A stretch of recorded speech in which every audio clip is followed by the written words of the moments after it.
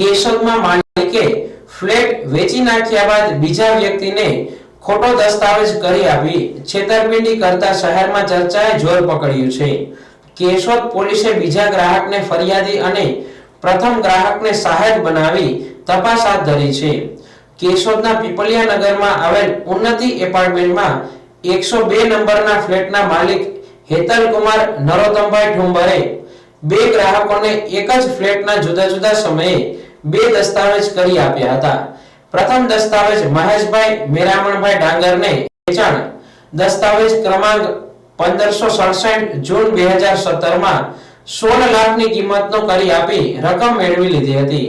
બાદ ગુનાહિત ઠગાઈ અને વિશ્વાસઘાત કરવાના ઈરાદે પોતે માલિક ન હોવા છતાં 1 મહિના બાદ એકની એક મિલકતનો બીજો દસ્તાવેજ ક્રમાંક 1908 જુલાઈ 2017 માં 15 લાખની કિંમતમાં કેશોદમાં રહેતા ફરિયાદી દેવાયતભાઈ રામભાઈ જલુને કરી આપ્યો હતો।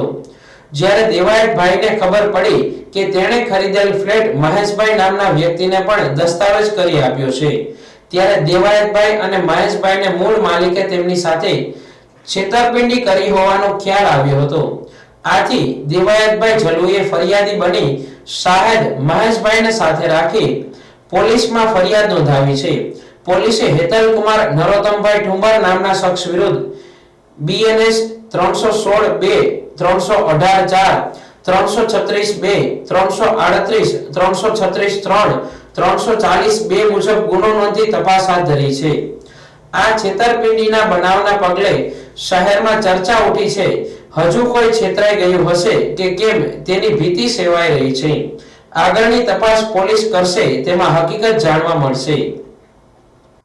ગતરોજ કેશોદ પોલીસ સ્ટેશન ખાતે એક ઠગાઈનો બનાવ જાહેર થયેલો છે, જેમાં ફરિયાદી દેવાભાઈ રામભાઈ જલુ કે જેઓ કેશોદ ખાતેના રહીશ છે, જેઓ આરોપી હેતલભાઈ નરોત્તમભાઈ ઠુંબર રહે પીપળિયા નગર વિરુદ્ધ ફરિયાદ આપેલી છે। જેમાં આ કામના ફરિયાદીએ આ કામના આરોપી વિરુદ્ધ અગાઉ પોતાનો જે દસ્તાવેજ છે હેતલભાઈનો પોતાનો ફ્લેટનો દસ્તાવેજ હતો, ફ્લેટ નંબર 102 ખાતેનો, જે અગાઉ એમણે 6 મહિનામાં 16 લાખ રૂપિયામાં સાક્ષી મહેશભાઈ મેરામભાઈ ડાંગરને વેચેલો હતો।